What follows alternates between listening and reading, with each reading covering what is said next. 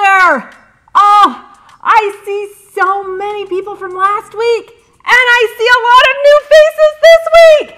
Welcome to Venture at Home. I love gardening. If you guys are new to this, I love everything outside. Now, last week, if you weren't here, we talked all about worms.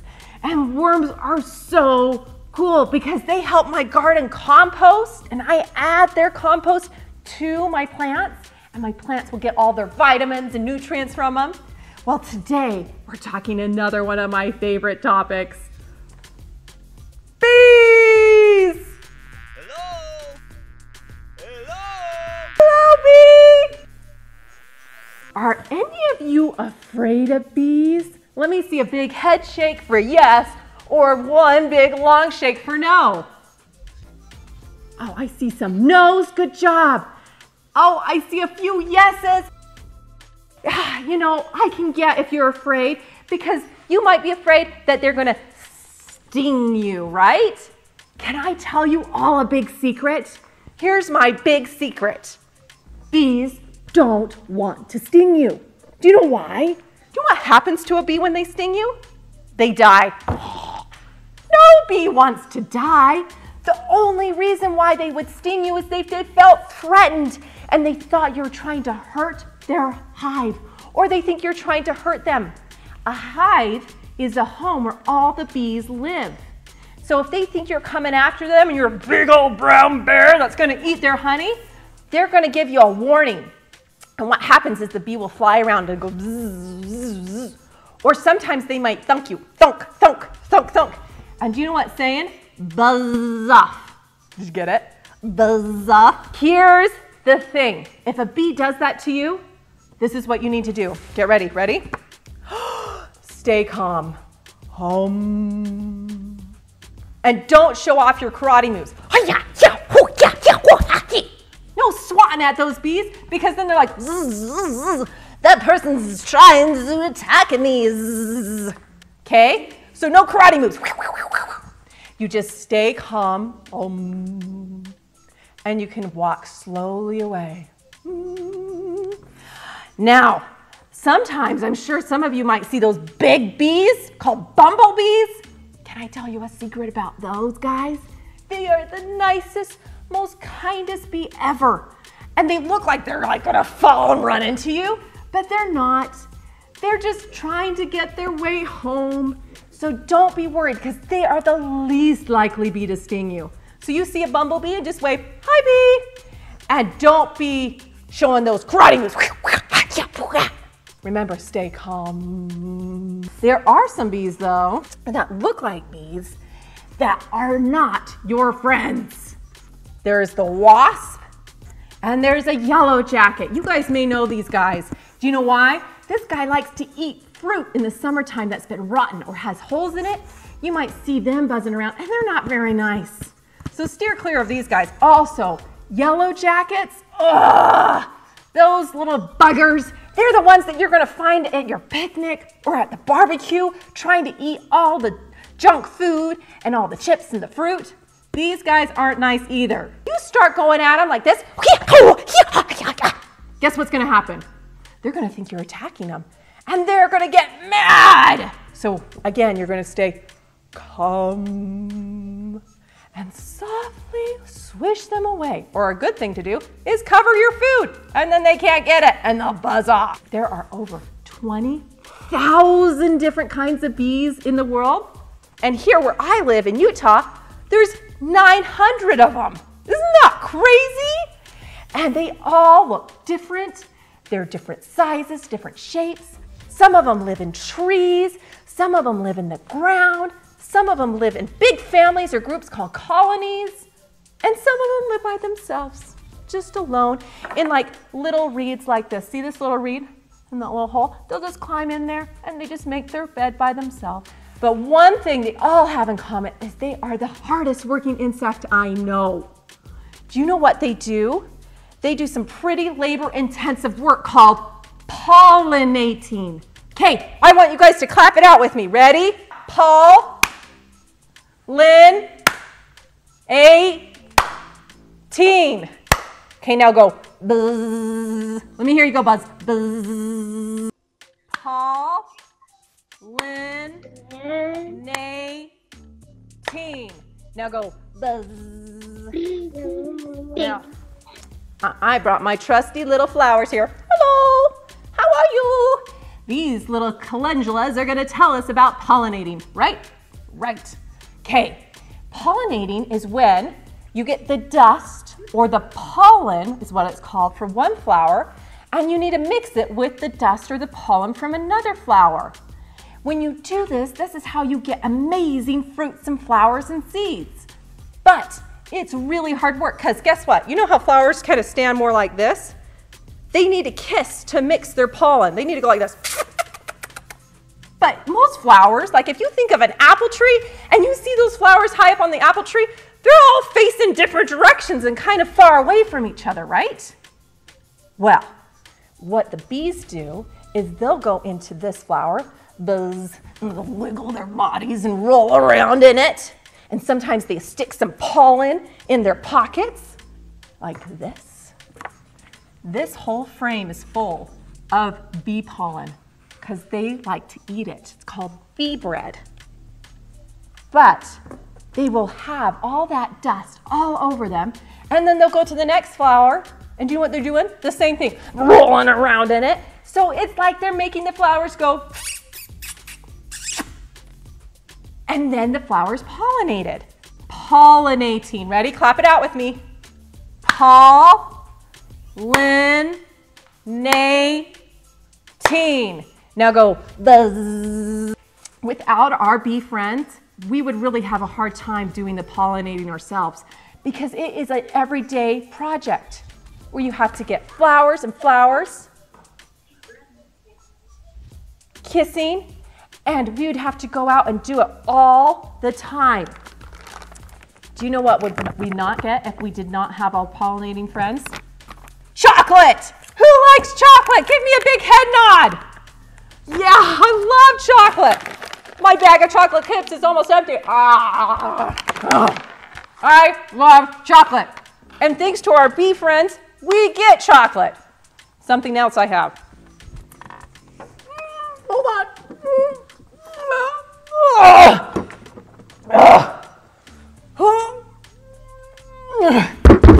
Watermelons and apples and fruits and vegetables. Did you know it was thanks to a bee pollinating a little watermelon flower that now I have this big guy for our picnic? Oh. Question time, question time. We're gonna ask a question time. What other animals or insects would help in the garden? Ladybug. Oh, you're right. Those ladybugs are so good. They like to eat those pesky little aphids, right? And they're so cute with their little red backs and their black dots. Dragonflies. Dragonflies, you're right. They're also really good at killing those pesky bugs. And they also like to drink nectar. Okay, last one for question time. Question time. Let's get our question time. Okay, so butterflies. You're right. Butterflies are such big helpers. They're also pollinators. Sometimes they start out as not helpers, little caterpillars. They'll eat your plants, but then they turn into a beautiful pollinating butterfly. Okay, now I have a special guest here today, and she's going to tell us some animals and some creatures that you may not know are big garden helpers. Sarah from Wild Wonders, are you there? I am so excited to be here to introduce you to two different animals that are also garden helpers. One of the animals doesn't live here in Utah. They're found in England, but it's such a good garden helper I wanted to show you what it is. Let's see if you guys know what this animal is. Let me see if I can get him awake here for you. There he is. There's his little nose. You might wake up. This is a hedgehog. Hedgehogs are garden helpers in England. Oh, I think Arthur's loving my hedgehog over there. Good job. What happens is in England, gardeners and farmers love hedgehogs so much they actually make little homes for them. They invite them into their garden to eat all of the different types of bugs that would bother the plants or eat the plants. And what they do is they make little homes for them. They make sure to have a house and water so that the hedgehogs can do their job in taking care of all the plants. And because hedgehogs are bug eaters, they leave all the plants alone and they just eat the bugs in the garden. They are a very good garden helper in England and in Europe. My hedgehog's name is Toothpick. Can everyone say hi, Toothpick? Now, we call him Toothpick for a very important reason because on his back are all of these quills. It's how he protects himself. So he can't protect your garden or gardens in England unless he can protect himself as well. So when a hedgehog gets scared, or when I ask him to, I'm going to ask Toothpick to do it for me, he rolls all the way up into a ball and then he sits there, keeping himself nice and safe and protected all day long. And then he wakes up at nighttime and runs through the garden eating all of the bugs that might eat your plants. Now, that is awesome if you live in England, but what about here in the United States or even in Utah where a lot of us live? There's another animal that most people don't think is a special helper, but he is. In fact, sometimes just like people are scared of bees, people are scared of these guys too. Let me pull him out. Let's see if you know what he is. And here we go. Are you plugging your noses? You can't smell them, right? That's a good thing. In fact, this is a skunk. This is Stinky the skunk. Now, I can't smell him either. And there's a very important reason why, because Stinky cannot spray. We took out his sprayer. That sprayer is his way to protect himself, just like the hedgehog uses those quills. And how many of us like the smell of skunk? If you like the smell of skunk, thumbs up. If you don't like the smell of skunk, thumbs down. See, all these thumbs downs. I don't even see one thumbs up. Yeah, we don't like the smell, but you know what? Skunks are important helpers for your grass and your garden. So if you see a skunk, it's actually a good thing because they're cleaning up all the grubs that might be eating their way through your plants, your flowers, your fruit, your vegetables, and even your grass. They'll even take care of some of the animals that are burrowing through your grass and killing the roots of a lot of your plants. Skunks are helpers. We actually like them. But just like Cynthia, oh, big yawn, just like Cynthia said, we don't try and karate chop bees. We're not going to do the same thing for skunks either. So if you see a bee, what did Cynthia tell you to do? You stay calm, right? Same thing with a skunk.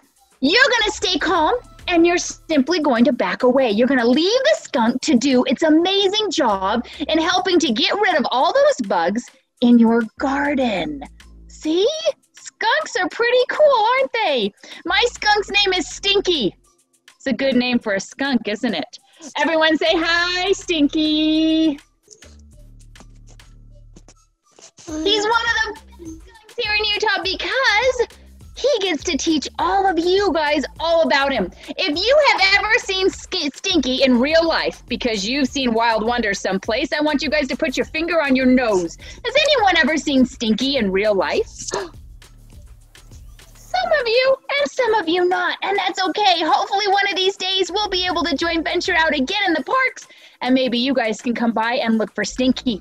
We are going to learn more about what bees do for a garden as we go right back to Cynthia. Cynthia, are you there?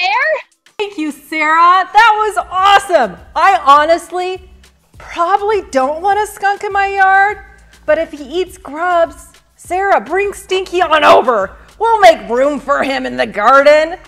But I want to talk more about bees because honestly, Sarah, I'll take my bees over your Stinky. How's that sound? Question time, question time. We got another question time. You know how I said we have 20,000 different kinds of bees in the world? Well, here's a really cool fact. and you can tell me what this is.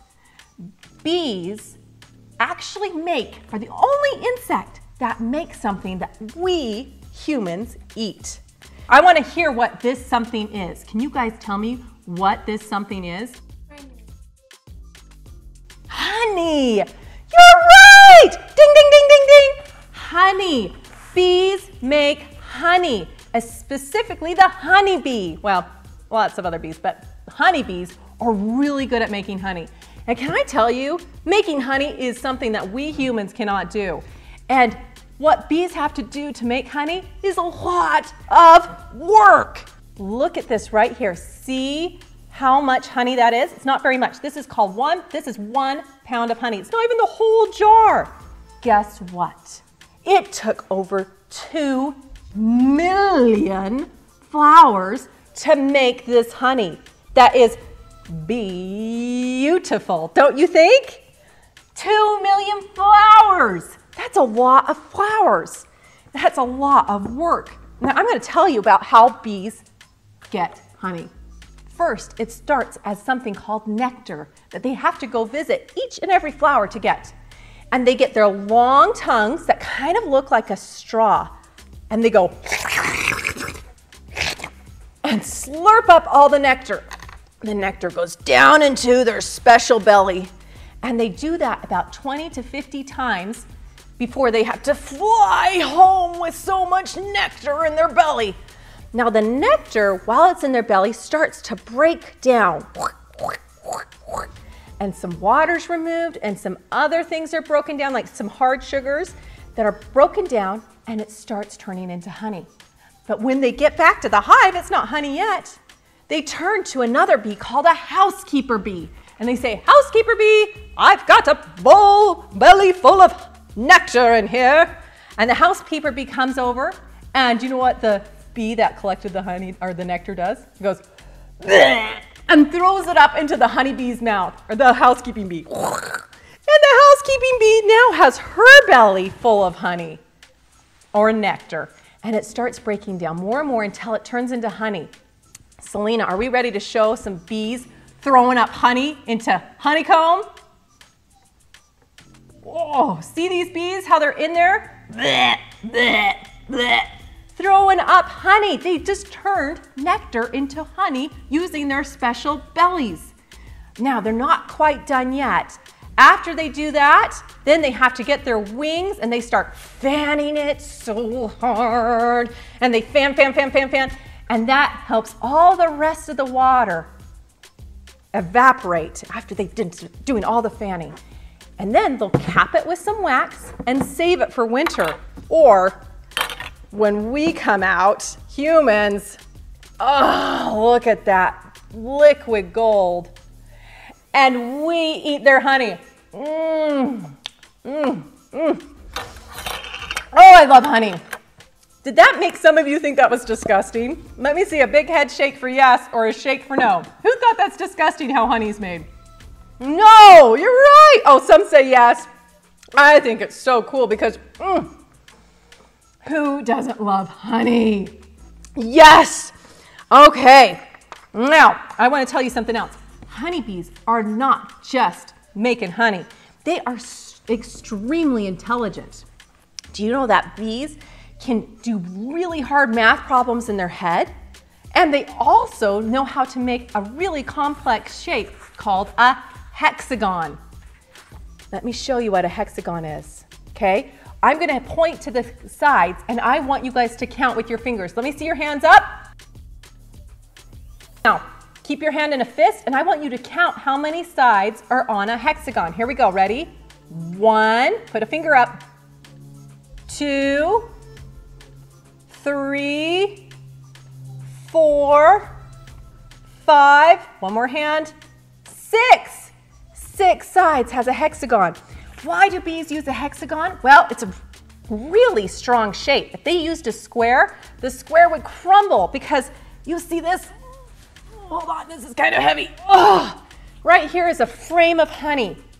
And honey is really heavy. And so when they use a hexagon, it's something that can hold the shape when they deposit all that honey and put wax on top. If they used a square, for example, the square would collapse and all their honey would go rotten and spoil. Something else cool about a hexagon is it's like a puzzle piece so that the bees don't have any gaps. Look at this. They will use a hexagon and it fits perfectly together and holds the honey. Who knew? Can you guys say hexagon? Let me hear it nice and loud. Hexagon. Do you know what they're also really good at? They can measure distances and they can draw maps. And how they do this, because bees will go and visit different houses and they say, oh my gosh, there's so many flowers here. I need to bring my sisters here so that they can get nectar too.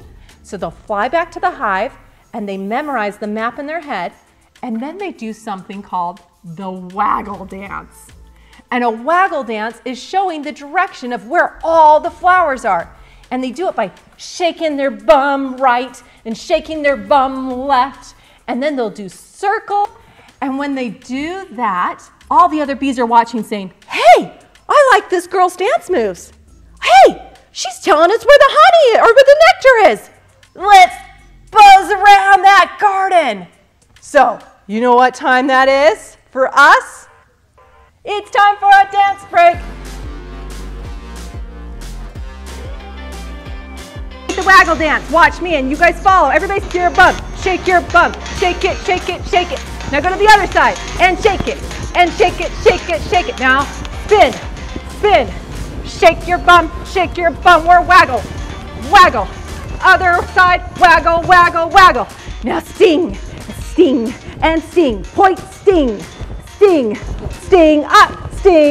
Woo, woo. And shake and waggle. Waggle, waggle, waggle, waggle, waggle. Oh, waggle, oh, waggle, oh, waggle. Let me see.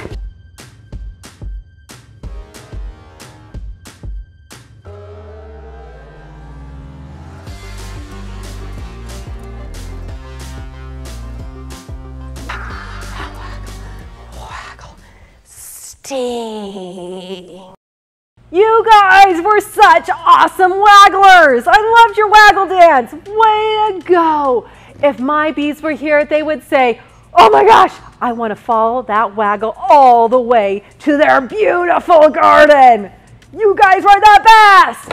Okay, now, you may have noticed that when I talked about bees, I talked about them as girls. I said she and her. I may have called them sisters. I may have called them gals. Do you know why that is? Most bees are girls. There's only a few boy bees, but there is one really important bee who is the girl, who is the most important bee of all. Da da da da da da! The queen bee. The queen has arrived. The queen bee is the most important bee. Do you know why? She's the one that lays eggs. She's the only one that lays eggs. And she's the only one that keeps the hive growing and have over 100,000 bees. The other big thing the queen does is she lives for up to 5 years. All the other bees, some of them live for, a few weeks, sometimes in the winter for a few months, but the queen lives for up to 5 years. Now here's something, you probably won't see a queen bee outside the hive. That's because she will only leave one time. And when she leaves that one time, she mates with the male bees, and then she goes back into the hive and she is there for the rest of her life. And when she is a queen bee, the way that they make a queen bee is they have a special cell or a special space that she will grow in, and the worker bees will feed her something called a royal jelly. And when she eats the royal jelly, it will make her body different so that she becomes the queen that she is. Let's go to me cracking open a hive so you guys can see what a queen bee looks like. Here I am. That special tool helps me crack open the hive because they will wax it down and it's really hard to open. Here I am pulling out a frame, checking on my girls. Oh wait, there she is. There's the queen. See how long her body is? She's working so hard. All the bees are trying to protect her because we pulled her out. Queen bee, long body, little wings. She does have a stinger. Here is the drone bee. Right there, that's the boy bee. And the boy bee does not have a stinger. See how his body's much bigger? He honestly doesn't help much except for mate with queen bees. So he doesn't become very helpful.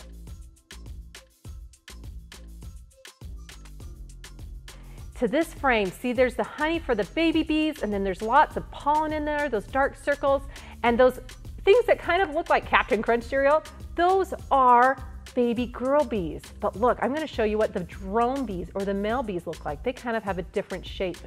Right down there, lower there, see how they pop out a lot more and they're not so flush with the honeycomb? Those are boy bees. And all those little bee, worker bees, all those girls are helping to make those baby bees grow. Wow, isn't that amazing? Who would have thought all those bees come from such a small creature? I can't go without talking about one of my favorite bees, the humble, mumble bumblebee. I love little bumblebees.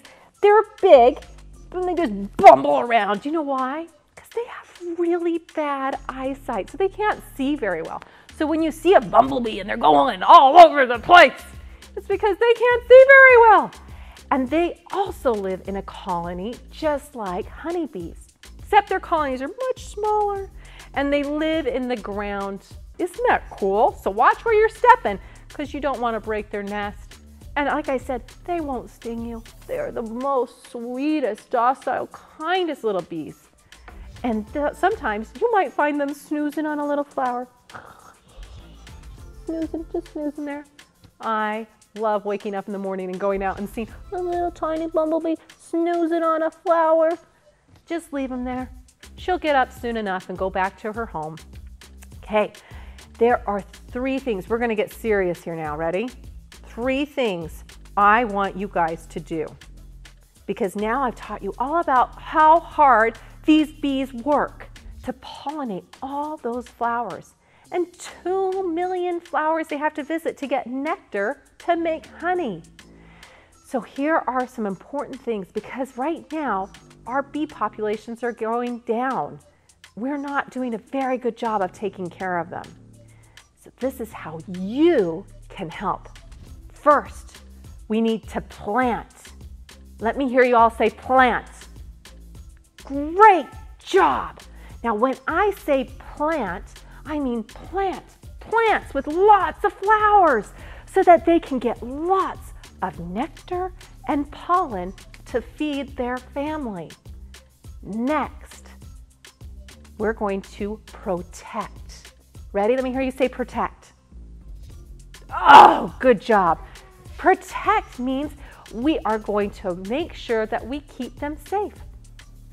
There is something that adults like to use called insecticides. Now, insecticides are poison. They're really good at killing bad bugs, but guess what? They're also good at killing good bugs, okay? So insecticides are helpful, but we have to be careful when we use them.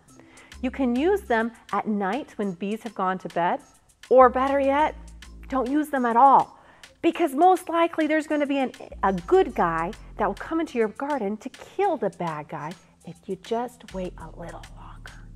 So we have plant, protect. Now here's the last one, promote. Promote.